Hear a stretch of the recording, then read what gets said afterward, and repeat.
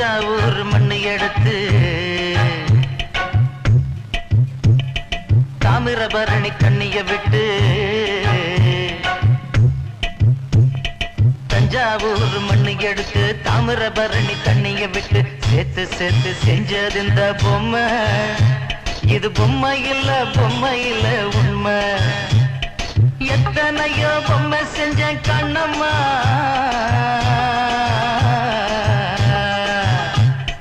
எத்தனையோ பொம்மை செஞ்ச கண்ணம்மா, அடி அத்தனையும் ஒன்ன போல மின்னுமா, பதில் சொல்லம்மா. தந்தானே தந்தானே தந்தானே.